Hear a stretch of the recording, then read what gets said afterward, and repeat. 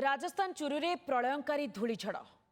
चुरू सहर को लुचाई देला विशाल धूलीझड़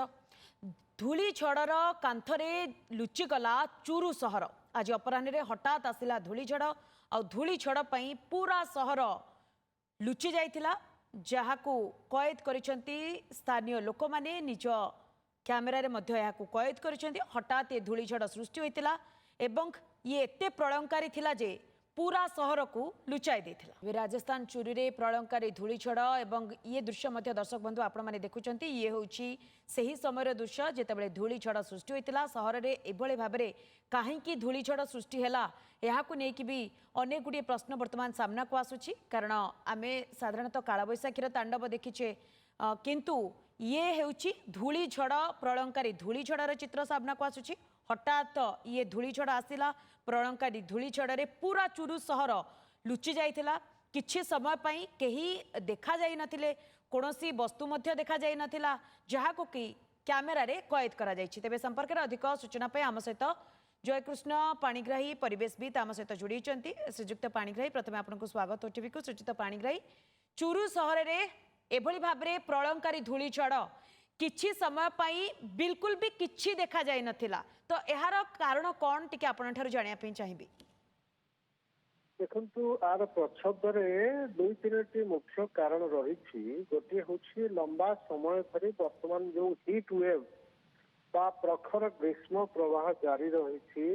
राजस्थान भली राज्य रे तापमात्रा 45 डिग्री सेल्सियस पाखापाखि रही लंबा समय धरिकी तेणु उत्तप्त वायुमंडल रही निर्दिष्ट भाव में गोटे कन्वेक्टिव करेंट जहाँ कहुच्छी हीट डोम तामाने जो उत्तप्त वायु सृष्टि होछि उच्च तापमात्रा जो से भूपृष्ठ पाखापाखि रहुछि तापमात्रा को अधिक उच्च स्तर को नौछि। द्वितीय पश्चिमा पवन जोटा को आम वेस्टर्न डिस्टर्बांस कहूचे पश्चिम पटु आरब महासागर जलीय बाष्प धरिकी ये जो पवन प्रवाहित होछि तार मध्य गोटे भूमिका रहुछि वर्षा सृष्टि करिवारे। तृतीय जेहेतु राजस्थान में थर मरुभूमि रही बहुत परिमाण बाली जमिक रही तेणु जितेबाला एभली घूर्णिझड़ आरंभ हुए से बाली को ता मध्य को नहीं आसे जो आम देखुचे जहाँ चित्र वीडियो रे सो गोटे परिवेश एकदम संपूर्ण भाव में गोटे बालुकामय परिस्थिति सृष्टि करछि वायु रे बालुका मिसिकरी एभली झड़ सृष्टि होइछि एवं वर्षा मध्य किछि परिमाण रे होइछि। तेणु मुख्यतः उच्च तापमात्रा आर प्रच्छदरे रहुछि आउ एभली घटना अनेक समय राजस्थान में देखा दी थाए जहाँ आज देखा देछि एभली घटना किछि समय घटी थाए। तो हठात जितेबाला धूलीझड़ आसला निहत भाव में अनेक तो क्षयक्षति होइतिबो एपर्यंत ताहा स्पष्ट होई नाही किंतु परिवेश पई ये केते डेंजर देखो साधारणतः आम देखुचे एभली ओडिशा रे मध्य निकट में किसी किसी जगह काल बैशाखीर प्रभाव बहुत गंभीर भाव में अनुभूत होती क्षयक्षति यथेष्ट घटी जेहेतु एठी बालुकामय परिवेश नहीं जोटा कि राजस्थान में थर मरुभूमि थिबारु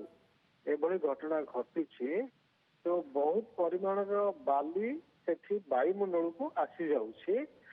पश्चिमा पवन जोटा आसुची थर मरुभूमि मध्य देइकरी से बाली को नहीं आसुची एवं बाली झड़ सृष्टि होची जोटा कि गंभीर परिवेश सृष्टि करछि रास्ता घाट रे गाड़ी चलाचल गमनागमन बाधा प्राप्त होती विशेष भाव में लोक मैंने बहुत असुविधार सम्मुखीन होती एवं किसी समय लागिब परवर्ती समय ये सबू